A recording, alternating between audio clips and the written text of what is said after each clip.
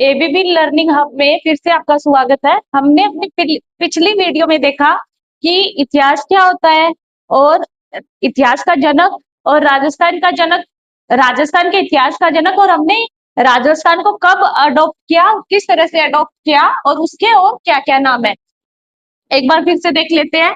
इतिहास किसको बोलते हैं? यानी वो घटनाएं जो अतीत में वास्तव में हुई थी उसको हम क्या बोलते हैं? इतिहास। अगर पूछ ले इतिहास क्या है, तो वो घटनाएं, अतीत की वो घटनाएं जो वास्तव में घटित हुई थी, यानी जिसके हमें प्रमाण मिलते हैं, चाहे वो लिखित हो, चाहे किसी मतलब खुदाई में मिले हो। प्राकृतिक और पुरातात्विक और साहित्यिक स्रोतों से हमें इतिहास का पता चलता है। यानी वो अतीत की वो घटनाएं जो वास्तव में घटित हो, वो होती है हमारी इतिहास। और इतिहास का जनक हेरोडोट्स को क्यों बोला जाता है? क्योंकि इसने एक बुक लिखी थी सबसे पहले, हिस्टोरीज। बुक का क्या नाम था? The stories.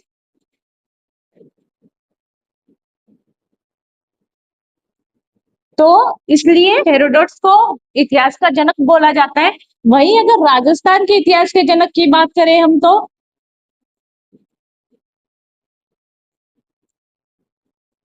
किसको बोलते हैं? कर्नल जेम्स टोड को। किसको बोलते हैं राजस्थान का इतिहास का जनक?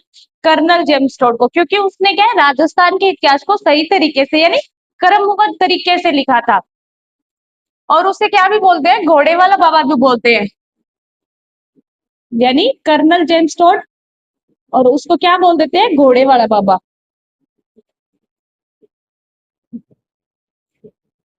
अब आता है कि हमने राजस्थान शब्द को कब अडॉप्ट किया था।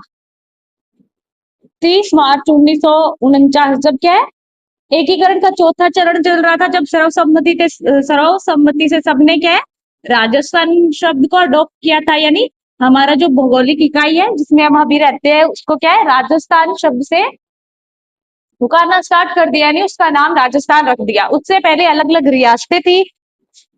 जब एकीकरण हुआ चौथे चरण में, तब हमने क्या है, राजस्थान वर्ड को अडॉप्ट किया। इसके बाद आता है कि जॉर्ज थॉमस।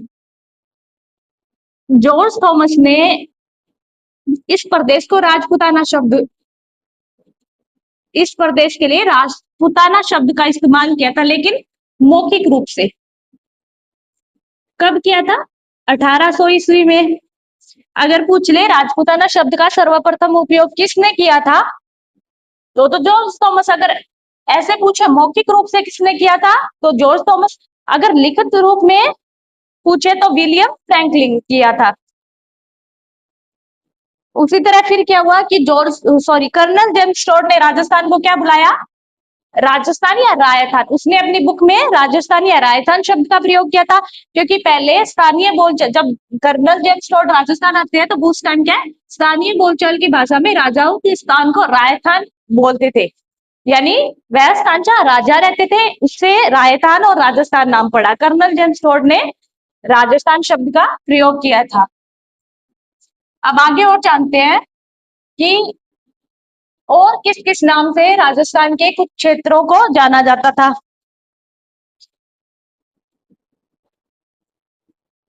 यानी प्राचीन साहित्य और अभिलेखों से वर्तमान राजस्थान के भिन्न भिन्न क्षेत्रों के अलग अलग नाम थे। सॉरी, विभिन्न क्षेत्रों को भिन्न भिन्न नाम थे।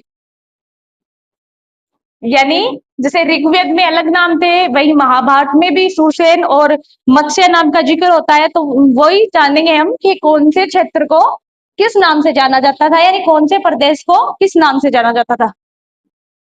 प्राचीन साहित्य और अभिलेखों,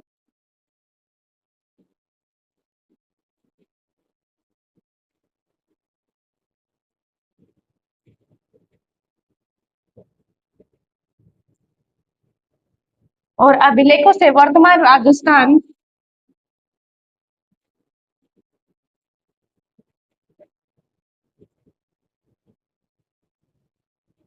वर्तमान राजस्थान के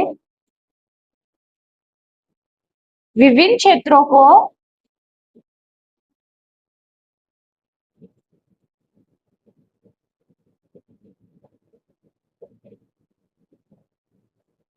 भिन्न भिन्न नामों से जाना जाता था।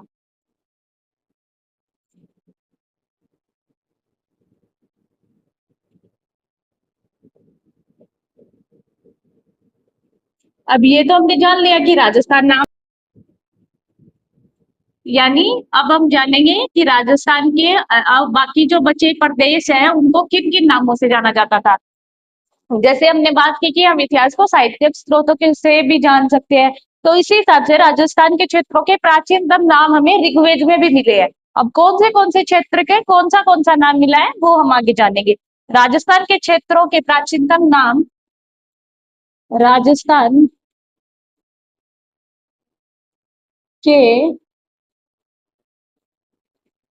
क्षेत्रों के प्राचीनतम नाम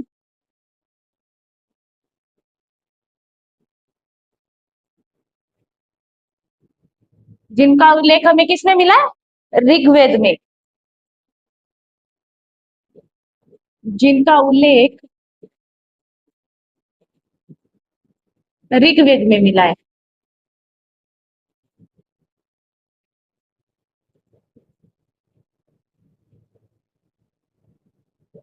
अब ऋग्वेद में कौन से नाम मिले हैं? मरु, फर्स्ट मरु, सेकंड धन्व, तीसरा जांगल, चौथा सूरसेन और मत्स्य। ये नाम हमें ऋग्वेद में मिले। कहां से मिले हैं ये? ऋग्वेद में। मरु, धन्व, जांगल, मत्स्य और सूरसेन।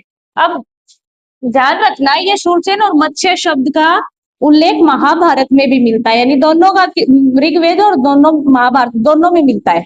महाभारत में भी इनका उल्लेख मिलता है।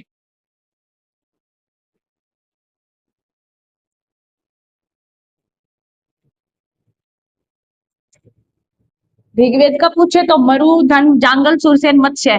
लेकिन सूरसेन और मत्स्य का किसमें भी मिलता है? महाभारत में भी मिलता है, यानी सूरसेन और मत्स्य ऋग्वेद और महाभारत दोनों में उल्लेखित है। अब धन का मतलब होता है धोरों वाला देश।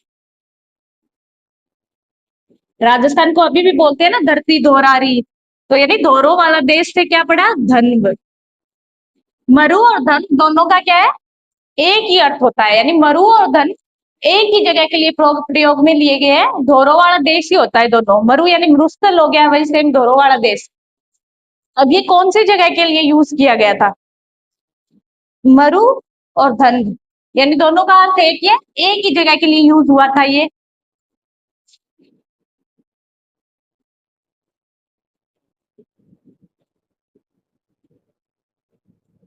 ये जैसलमेर संभाग, सॉरी, जोधपुर संभाग के लिए इस शब्द का उल्लेख मिलता है। किसके लिए? जोधपुर संभाग के लिए।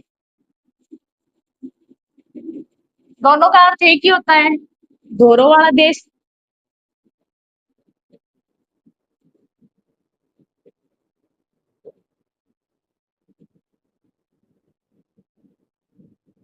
यानी वही धन हो गया, वही मरु हो गया, धोरो वाला देश और मरुस्थल किसके लिए? जैसलमेर संभाग के लिए। अगर, सॉरी, जोधपुर संभाग के लिए, यानी जोधपुर संभाग के लिए किस नामों का उल्लेख मिलता है? मरु और धन्व।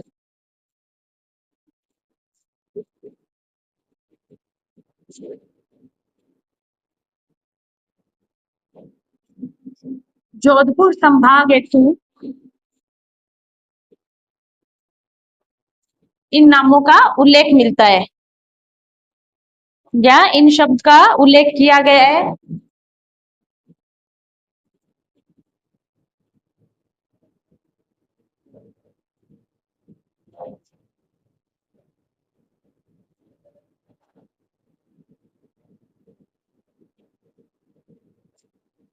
यानी मरु और धन दोनों किसके लिए यूज होते हैं? जोधपुर संभाग के लिए इस शब्द का प्रयोग किया गया था, यानी जोधपुर संभाग के लिए जिस शब्द का उल्लेख मिलता है वो मरु और धन। कौन से, कहाँ पे मिलता है? ऋग्वेद में मिलता है। और धन का मतलब क्या होता है? धोरो वाला देश। और इसी के काफी सारे नाम है, जैसे मरु, धन हो गया, मरुआर हो गया, फिर मरुकांतार हो गया, और अभी क्या है, इसको कालांतर में इसको मारवाड़ भी कहा गया है। मरु, मरुवार, मरुकांतार। और कालांतर में इसे क्या बोला गया, मारवाड़ भी को बोला गया, बट मरु शब्द का सबसे पहले उपयोग हुआ था।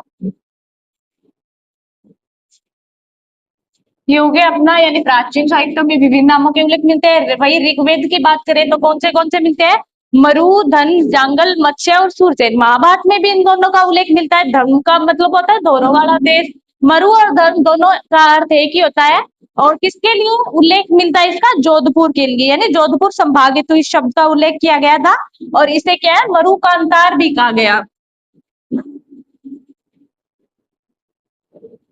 इसे मरु कांतार भी कहा गया। सबसे पहले क्या कहा गया था इसे, मरु, और उसके बाद मरुआर, और क्या है, और कालांतर में इसे मारवाड़ भी कहा जाने लगा। सबसे पहले मरु। सर्वप्रथम इसी शब्द का उल्लेख मिलता है जोधपुर संभाग के लिए।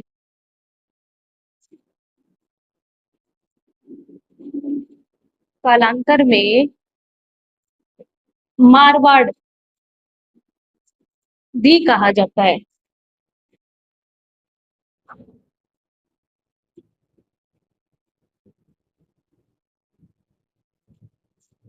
ये हो गया सबका, यानी मरु और धन शब्द का उल्लेख किस में मिलता है, ऋग्वेद में मिलता है। लेकिन कौन से क्षेत्र के लिए मिलता है, जोधपुर संभाग के लिए इस शब्द का उल्लेख किया गया था।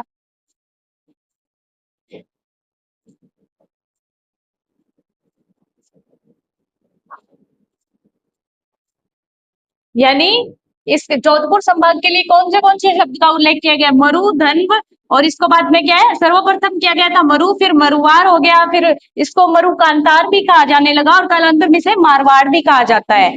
कौन से संभाग को, जोधपुर संभाग को। हो गया सबका इतना।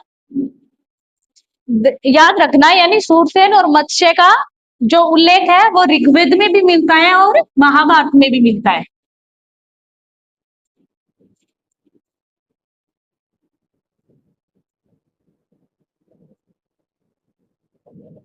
सर्वप्रथम कौन से शब्द का उल्लेख मिलता है जोधपुर संभाग के लिए, तो मरु, मरु से फिर मरुवार हो गया। अभी आता है हमारा जांगल प्रदेश। सेकंड कौन सा था, जांगल प्रदेश।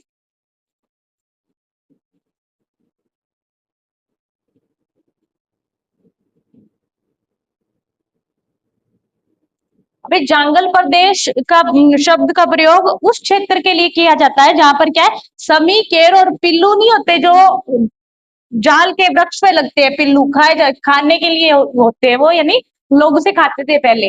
वो क्या है, जहां भी उनकी अधिकता थी उस क्षेत्र को जांगल प्रदेश बोला गया था। और वो कहाँ कहाँ पर सबसे ज्यादा थे, बीकानेर और नागौर के आसपास के क्षेत्र में थे, और चूरू का भी उसमें थोड़ा सा भाग शामिल है। यानी जांगल प्रदेश कौन से क्षेत्र के लिए उल्लेख किया गया था इस शब्द का, बीकानेर और नागौर के आसपास के क्षेत्र के लिए। यानी जांगल प्रदेश का प्रयोग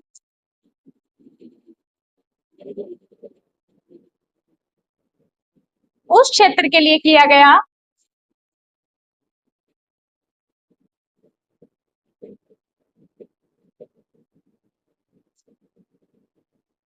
के लिए किया गया जिसमें किसकी अधिकता थी, नीम, केर और पिल्लू की। जहां पे क्या है,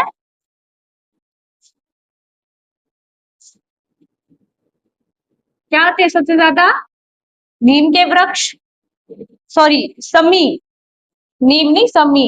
समी यानी खेजड़ी, खेजड़ी को बोलते हैं ना समी।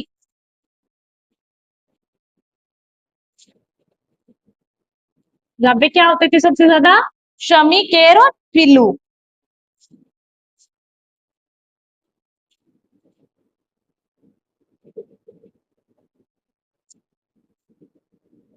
शमी, केर और पिल्लू।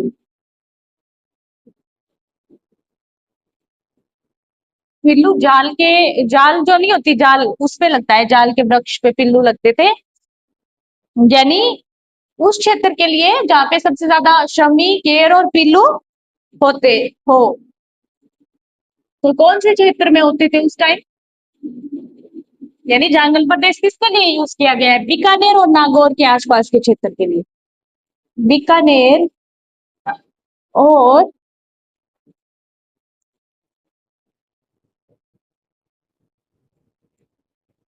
नागौर के आसपास का क्षेत्र क्या कहलाता है? जांगल प्रदेश।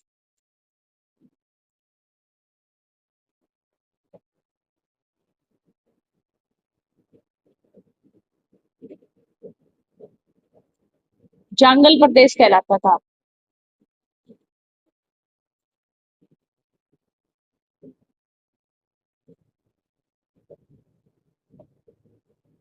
मरु और धन जोधपुर संभाग के लिए उल्लेखित होता था, और सेकंड होता है जांगल प्रदेश। तो बीकानेर और नागौर के आसपास का क्षेत्र क्या कहलाता था? जांगल प्रदेश। यानी और जांगल प्रदेश कौन से क्षेत्र के लिए उपयोग में लिया गया था?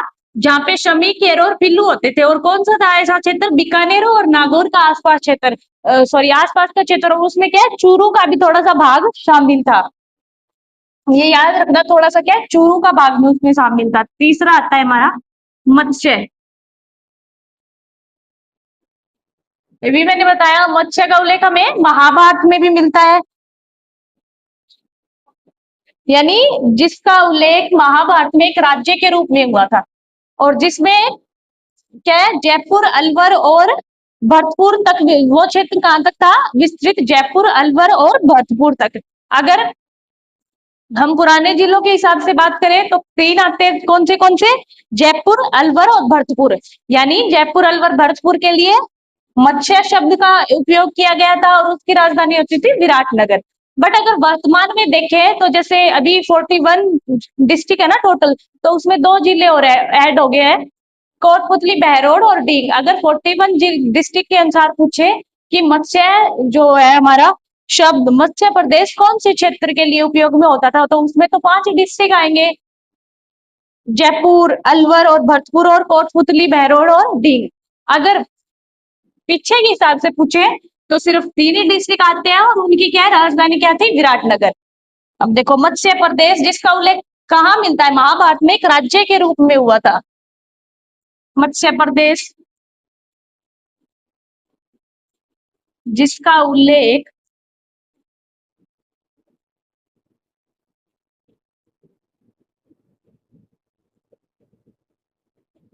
महाभारत में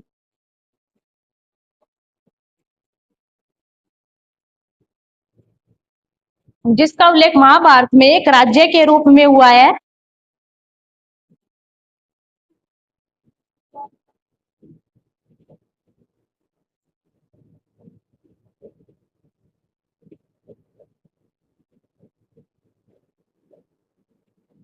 इसमें कौन से क्षेत्र शामिल थे? जयपुर, अलवर और भरतपुर। यानी वह है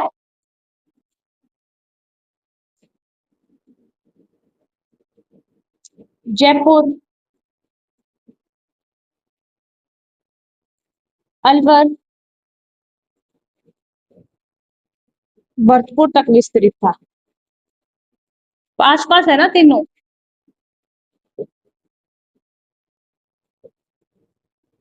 अभी न्यू डिस्ट्रिक्ट और बन गए, तो उनके हिसाब से क्या है, अगर पिछले पूछे तो 3 थे उसमें विस्तृत क्षेत्र, जयपुर, अलवर और भरतपुर। अगर वर्तमान का पूछे तो 2 और डिस्ट्रिक्ट ऐड हो जाएंगे, कोटपुतली और बहरोड।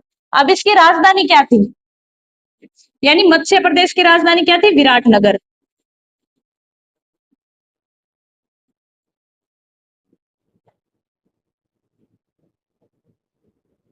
हो गया। जांगल प्रदेश में बीकानेर और नागौर के आसपास के क्षेत्र आते थे। मध्य प्रदेश में जयपुर, अलवर और भरतपुर तक विस्तृत था।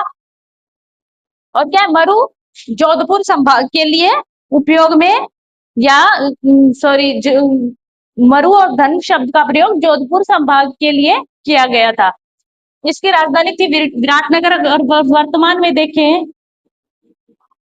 तो 2 जिले और ऐड हो गए इसमें, क्योंकि जैसे इतना जयपुर, अलवर और भरतपुर था ना, इनको अलग करके 2 और अलग नए डिस्ट्रिक्ट बने हैं ना इनके पास में, तो वो भी इसमें ही था।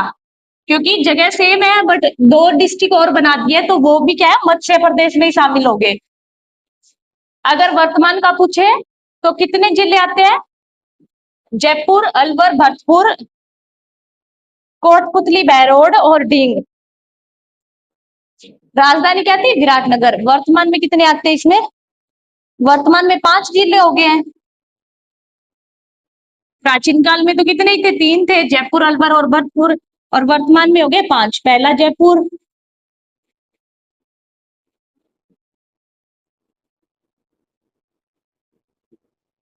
अलवर, भरतपुर,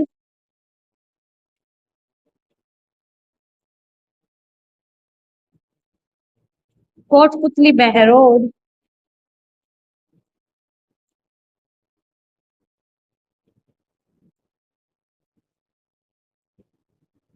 डी। हो गए मत्स्य प्रदेश, जांगल प्रदेश और मरु और धन। अब आता है सूरसेन।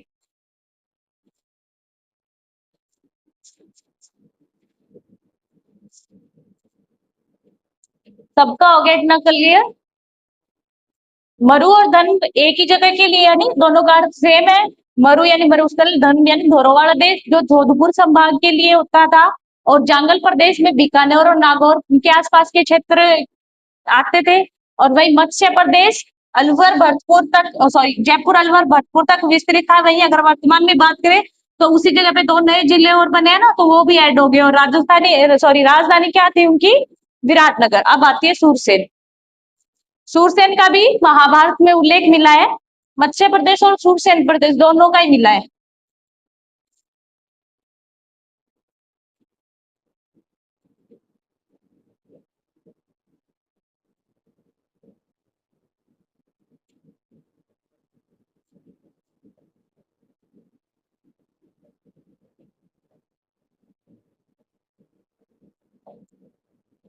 सूरसेन भी भरतपुर, करौली और धौलपुर के लिए होता था। यानी भरतपुर का वो क्षेत्र जो यूपी के मथुरा से बिल्कुल एकदम सटा हुआ है, वो वाला क्षेत्र था सूरसेन में। यानी पूर्वी भरतपुर जो था हमारा सूरसेन। सूरसेन में कौन से क्षेत्र आते हैं सूरसेन में? भरतपुर, धौलपुर और करौली। भरतपुर,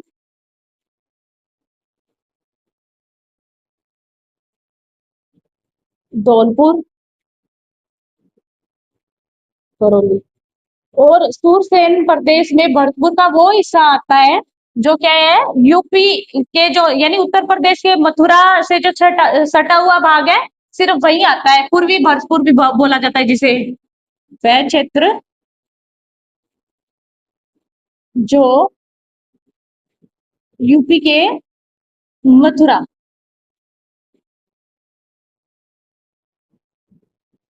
जो क्या है, यूपी के मथुरा से सटा हुआ है।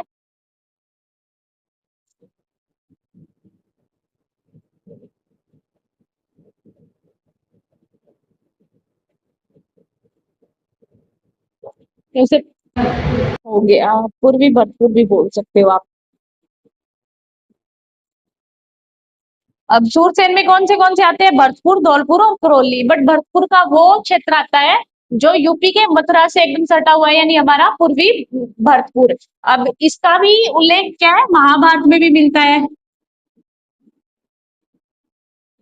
महाभारत में भी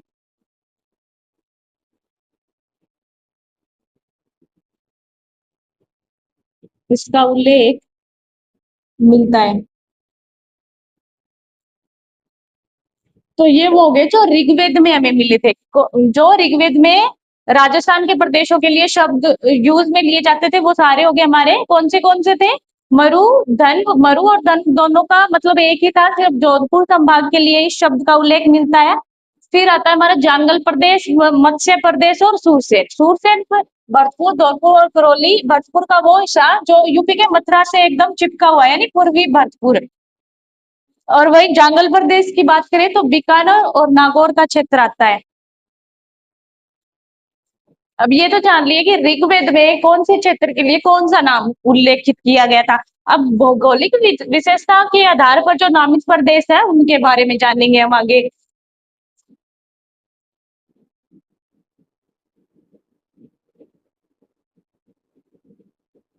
भौगोलिक विशेषताओं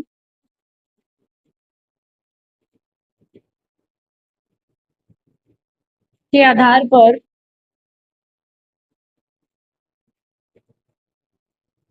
नामित प्रदेशों के या क्षेत्रों के नाम, नामित प्रदेश या नामकरण उनका।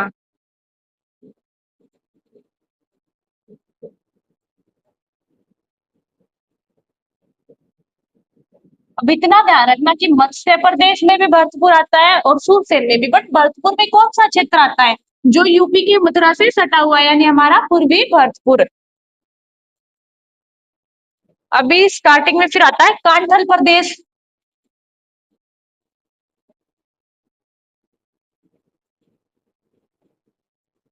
अब भौगोलिक विशेषताओं के आधार पर इनके नामी क्षेत्र क्यों बोला गया है? क्योंकि उनकी आसपास की जो भौगोलिक विशेषताएं हैं, जैसे कोई नदी हो गई, कोई पहाड़ हो गया, तो उनके आधार पर बहुत सारे क्षेत्रों के नामकरण किए गए हैं। उसी में एक है कांठल प्रदेश, यानी कांठल।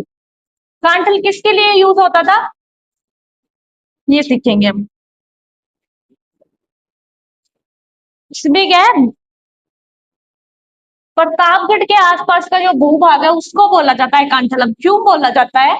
क्योंकि ये माही नदी के किनारे पर स्थित है, और किनारे को ही क्या बोलते हैं, कांठा। तो उसी कांठा से पड़ गया कांठल, यानी वो क्षेत्र प्रतापगढ़ का वो भूभाग जो माही नदी के किनारे पर यानी कांठे पर स्थित है, उसको क्या बोल दिया गया, कांठे से क्या निकला, कांठल। तो हो गया ना, भौगोलिक विशेषताओं के आधार पर ही प्रतापगढ़ का नाम कांठल पड़ा। यानी माही नदी के आसपास का प्रतापगढ़ का भूभाग, उसको क्या बोला जाता है, कांठल।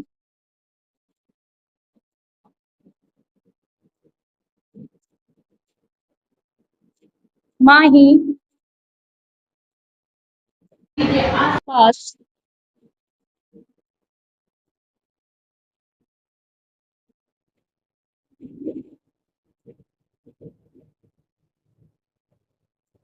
प्रतापगढ़ का भूभाग क्या कहलाता था, कांठल। के आसपास का प्रतापगढ़ का भूभाग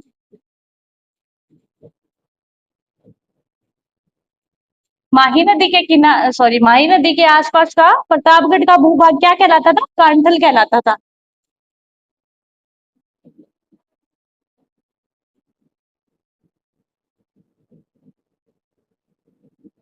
हाँ बताओ, कांठल ही क्यों कहलाता था वो? क्योंकि माही नदी, जैसे ये प्रतापगढ़ बांसवाड़ा तो यहाँ से जाती थी माही नदी, सॉरी प्रतापगढ़। तो प्रतापगढ़ जैसे माही नदी जा रही है तो उसके किनारे पर प्रतापगढ़ स्थित है, यानी माही नदी का प्रवाह क्षेत्र है, उसके किनारे पर ही प्रतापगढ़ स्थित है। और किनारे को क्या बोला जाता है, कांठे। तो उसी कांठे शब्द से कांठल शब्द पड़ा। यानी हो गया ना, इतना याद रखो, यानी माही नदी के किनारे पर प्रतापगढ़ स्थित है, उसी भूभाग को क्या बोला गया, किनारा, यानी कांठा। कांटे से क्या निकला, कांठल। रीजन क्या है इसका, रीजन लिख लेते हैं। माही नदी के, क्योंकि यह क्षेत्र माही नदी के किनारे पर स्थित था। क्योंकि यह क्षेत्र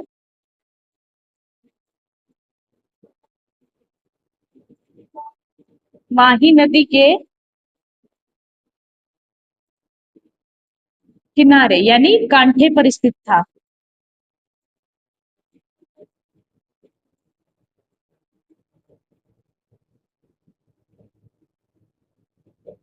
और कांठे से याद रखना, यानी कांठल। तो हो गया ना, यानी माही नदी का मतलब किनारे पर जो भूभाग स्थित था उसको हमने कांठल प्रदेश बोल दिया। और कौन सा था वो, प्रतापगढ़। अब आ गया था छप्पन का मैदान। छप्पन का मैदान का नाम भी भौगोलिक विशेषताओं के आधार पर पड़ा। अब कौन सा मैदान है छप्पन का?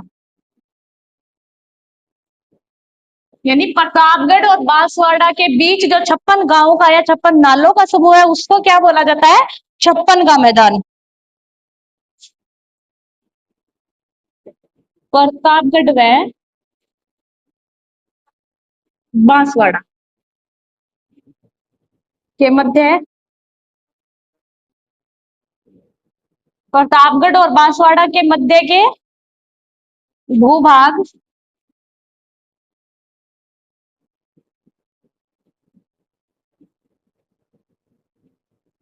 का 56 गांवों का समूह है।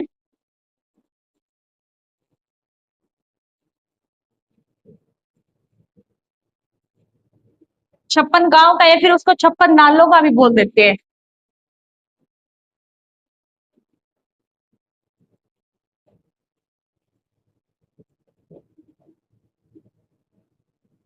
क्या कहलाया? 56 का मैदान। प्रतापगढ़ और बांसवाड़ा के मध्य का भूभाग। प्रतापगढ़ व बांसवाड़ा के मध्य के भूभाग का 56 गांव या 56 नालों का समूह क्या कहलाया? 56 का मैदान।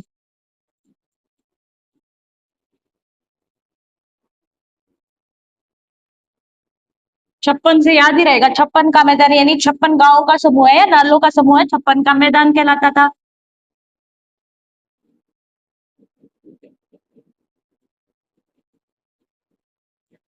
हो गया ना। कांठल माई नदी के कांठे पर स्थित था प्रतापगढ़, इसलिए कांठल प्रदेश कहलाया। और 56 का मैदान प्रतापगढ़ और बांसवाड़ा के मध्य की जो मध्य का जो भूभाग है, वहां पे 56 गांव का या 56 नालों का समूह था, जिसे क्या बुलाया गया? 56 का मैदान। बताए उपरमाल।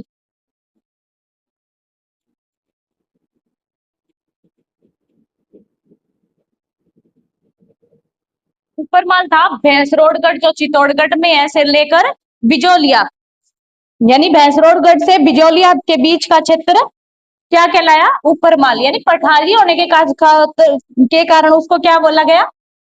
उपरमाल। कौन सा था? भैंसरोडगढ़,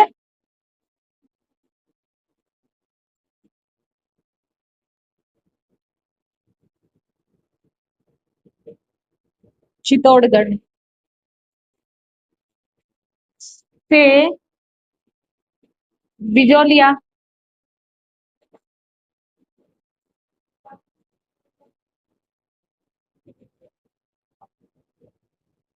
यानी भरतपुर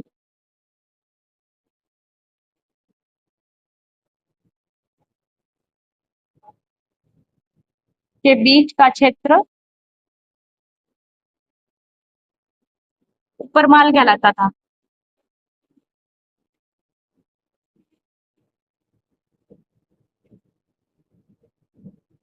क्योंकि वो क्या है? पठारी क्षेत्र था। पठारी क्षेत्र की अधिकता के कारण बेसरोडगढ़ और से बिजोलिया के बीच का जो क्षेत्र है उसको क्या बोला गया था? उपरमाल। अभी गिरवा, नेक्स्ट देखो आप, गिरवा कर लेते हैं।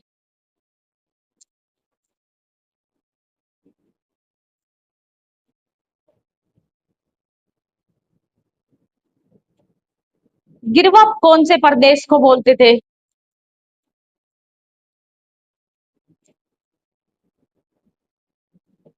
उदयपुर का जो क्षेत्र था ना उसको बोलते थे। और बोलते क्यों थे? ये हो गया ना सबका कांटल प्रदेश, 56 का मैदान और उपरमाल।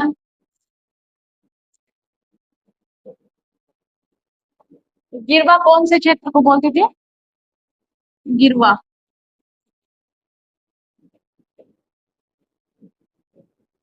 उदयपुर के कस्तरीनुमा पहाड़ी क्षेत्र,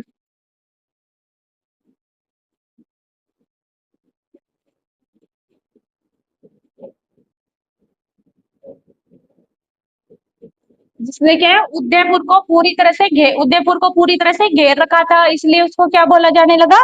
गिरवा।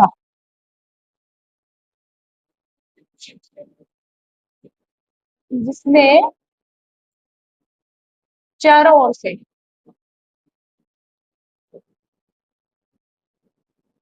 उदयपुर को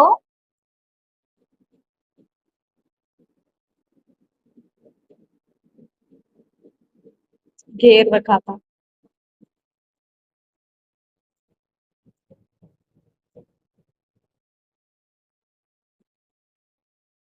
और पहाड़ी क्षेत्रों की अधिकता थी इसमें। पहाड़ी क्षेत्र की अधिकता के कारण इसको क्या बोला जाने लगा? गिरवा। और ऊपरवाल पठारी क्षेत्र ज्यादा थे, उसमें बेसरोडगढ़ और क्या है वो बिजोलिया के बीच का क्षेत्र, उसमें पहाड़ी क्षेत्र था, तो इसलिए उसको ऊपरमाल कहा जाने लगा। और गिरवा क्षेत्र उदयपुर के तस्तरी नुमा पहाड़ी क्षेत्र, जिसने चारों ओर से क्या है, उदयपुर को घेर रखा था, और पहाड़ी क्षेत्र की अधिकता के कारण इसको बोला गया है। अभी देखो मांड, मांड किसको बोला जाता था?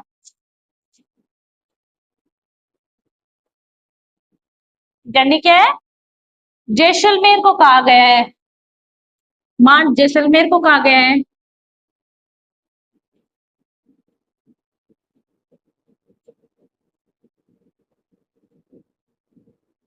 और इसको वल प्रदेश भी कहा गया है, इसे वल प्रदेश भी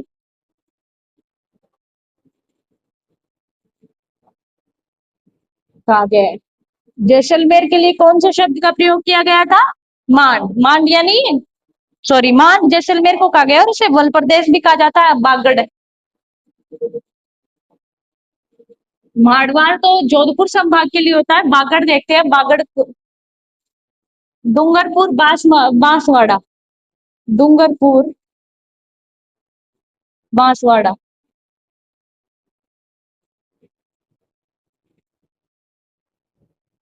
क्षेत्र क्या कहलाता था? बागड़।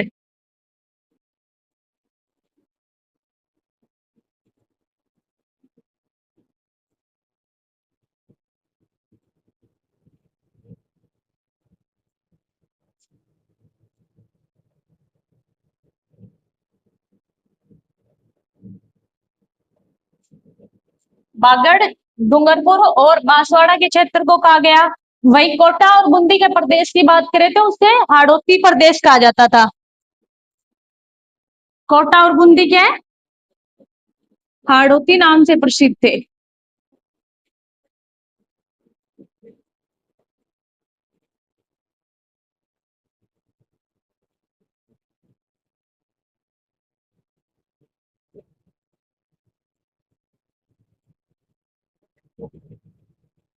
नाम से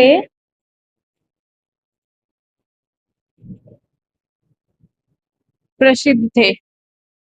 वही सीकर, चूरू, झुंझुनू का क्षेत्र जो है शेखावाटी नाम से जाना जाता था।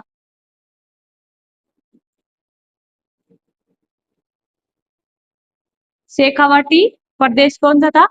सीकर, चूरू और झुंझुनू।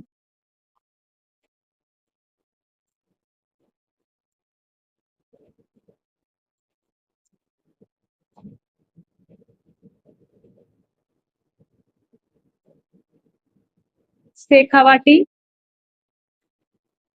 नाम से